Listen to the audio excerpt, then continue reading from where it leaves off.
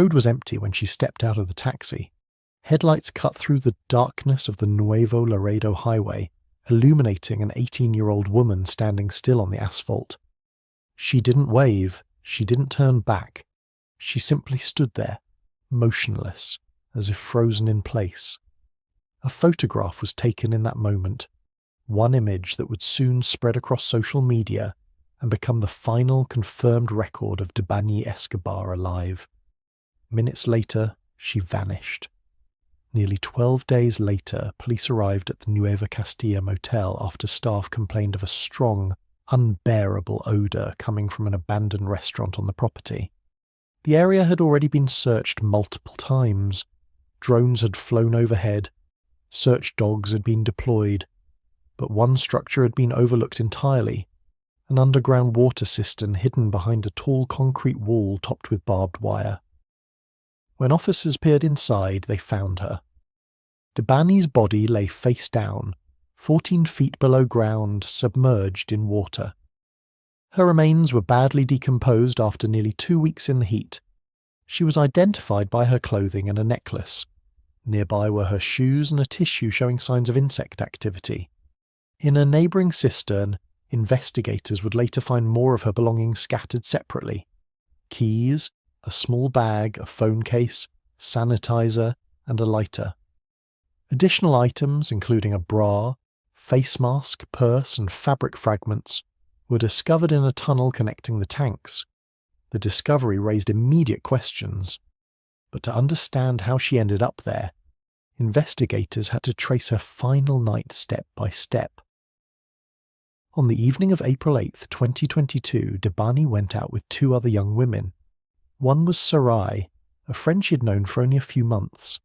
The other was a woman she met that same night.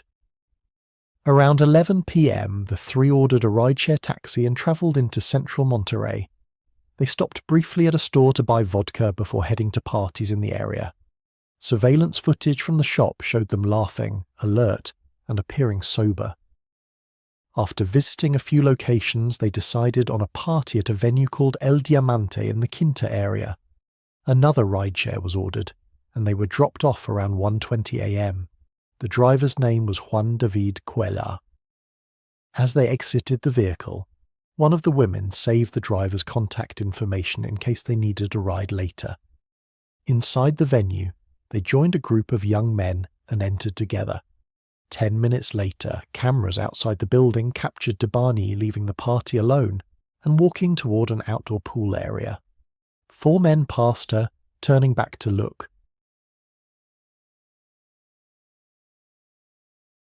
Shortly afterward, she returned inside. Around 3 a.m, witnesses described Debany's behaviour as erratic. She shouted, argued, and at one point locked herself inside a men's bathroom. When she came out, she appeared distressed and upset, confronting her friends for leaving her alone. The situation escalated enough that her friends contacted Juan David and asked him to return to take her home. At 3:45 a.m, cameras recorded Debany running from a male partygoer outside the venue. When he caught up, she struck him. Several other people gathered around. Some appeared to be trying to intervene, while others blocked her movements. The scene was chaotic. 9 minutes later, Juan David arrived in his white taxi. Debany entered the front passenger seat. After a brief exchange between the driver and her friends, the taxi pulled away. At 4:17 a.m, another surveillance camera recorded the taxi stopped along the road. Inside, Debany and the driver appeared to be arguing. The discussion continued as the vehicle moved again, eventually reaching the Nuevo Laredo highway. There, Debany asked the driver to pull over. She got out of the car and stood in the road. Juan David took a photograph of her, an image that would later be shared across the country. At 4:25 a.m, he sent the photo to her friends, along with messages explaining that she had exited the vehicle and refused to get back in. After waiting several minutes with no response from her, he drove away. That was the last time anyone known to her saw her alive. Security cameras later captured Debany walking alone along the highway, moving erratically. She passed a transportation company and then ran toward the Nueva Castilla motel. Footage showed her peering through the windows of a closed restaurant, appearing to search for entry or help. After leaving the camera's view, she remained hidden in a garden area for approximately 20 minutes. Then she walked along the outer wall of the property. No other individuals were seen with her. After that point, there were no more confirmed sightings. When morning came, Debani never returned home. Her parents reported her missing later that day. Attention quickly focused on the taxi driver, the last confirmed person to see her. Public accusations spread rapidly after footage surfaced showing the argument inside the vehicle.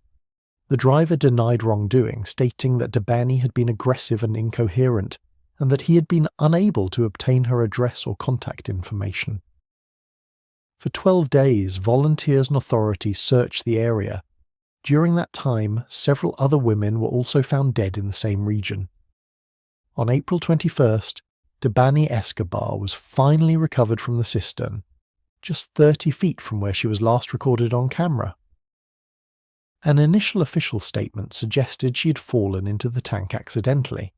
That explanation was later contradicted by an independent forensic report, which documented repeated blunt force trauma to her head and face. The injuries were consistent with violent assault. No water was found in her lungs, indicating she was already dead when placed in the cistern.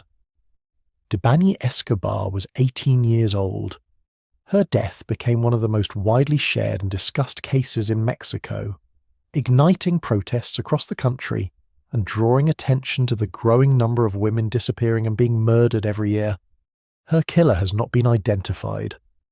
Debani Escobar's case remains one of the most unsettling disappearances in recent memory, not only because of how much of her final night was captured on camera, but because so many questions still remain unanswered. From the moment she stepped out of that taxi on a dark stretch of highway to the discovery of her body nearly 2 weeks later, the timeline reveals repeated moments where intervention might have changed the outcome. Instead, those moments became gaps, silent spaces where accountability faded and danger closed in. Debani's case is also a harsh reminder of how unsafe late night and early morning hours can be, especially when someone is alone or not fully in control of their situation.